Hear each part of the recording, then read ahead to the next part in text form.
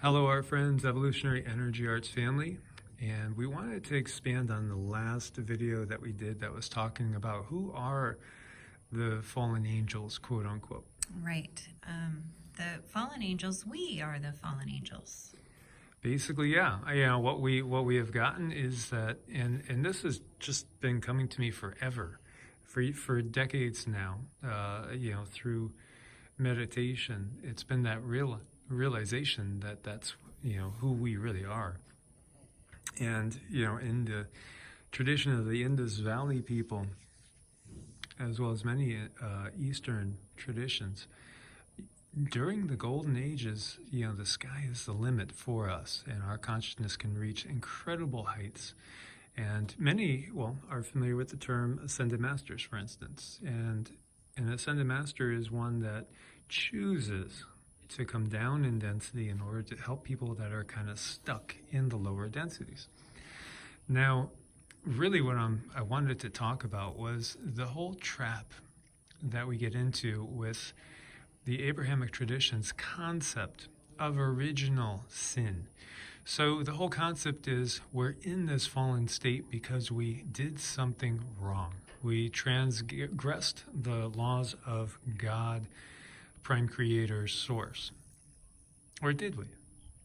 Is this just part of a natural cycle of things, depending on where, for instance, if we're looking at it from an Earth plane perspective, where Earth is? We know that Earth goes through what is called the precession of the equinoxes as it makes its rounds around throughout our galaxy and our universe, of which there are many multiverses.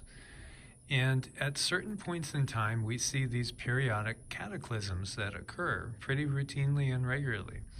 We also transverse, according to what some have gotten, is a dark area, a zone of energy that is inherently lower vibrational that affects all the beings that are being exposed to it as the Earth transverses this area.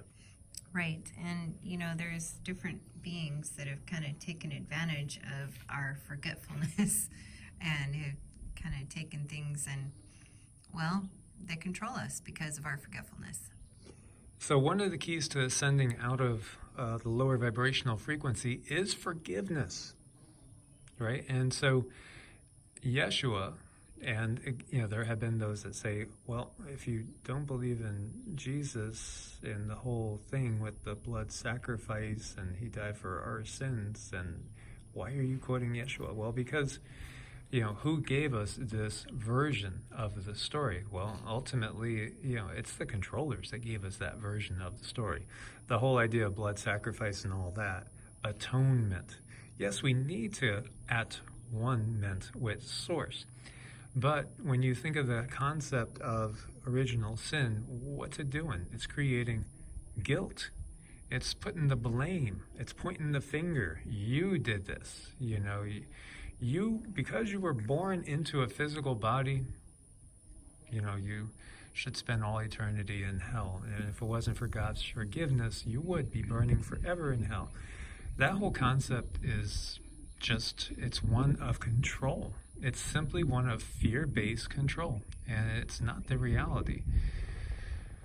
So when we look at it, it induces a sort of guilt complex. Right away, we are put into basically a trauma of sorts. It's a pre-programmed psycho-induced trauma that affects us, and we have this inherent sense of worthlessness, or there's something wrong with us if we follow that line of thinking.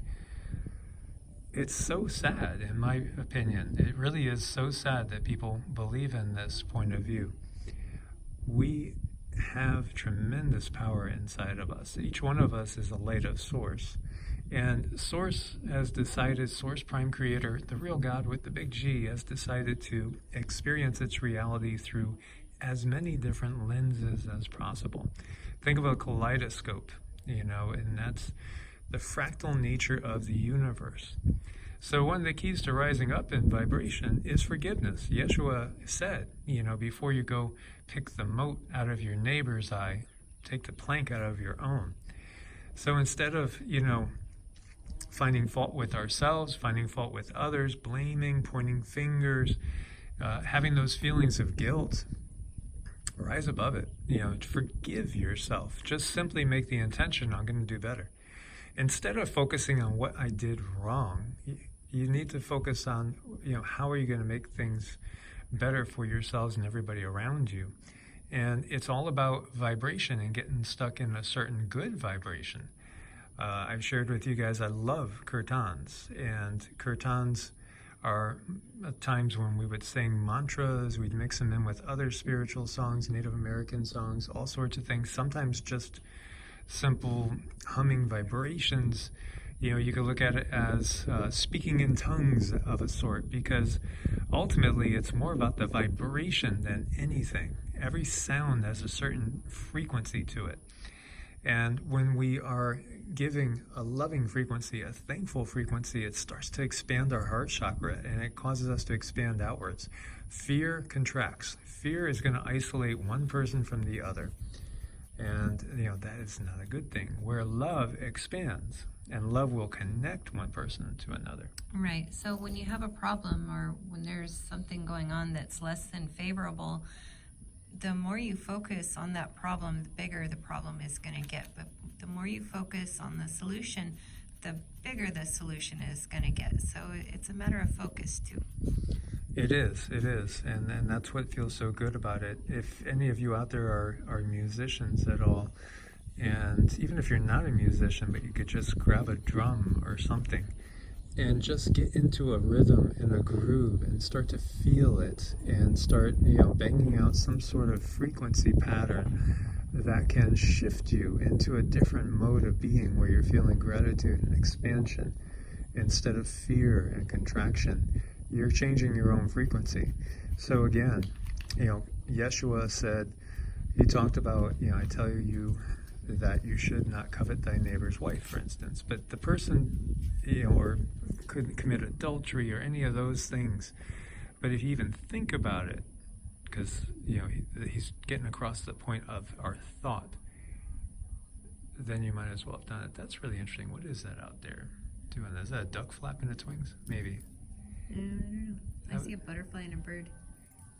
It came up again in the water and then went down. It's a duck. I think it's a duck that was flapping its wings.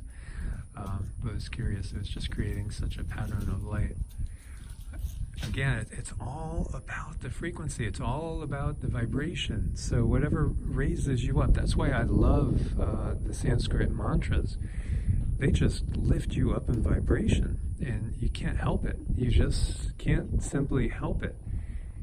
It picks you up when you are going through these Sanskrit mantras. It does. It really, really does. It changes your whole frequency, and that's kind of what we do when I work on people with tuning forks and we do energy work, is we change your frequency to something that's a little more congruent with your surroundings. Exactly.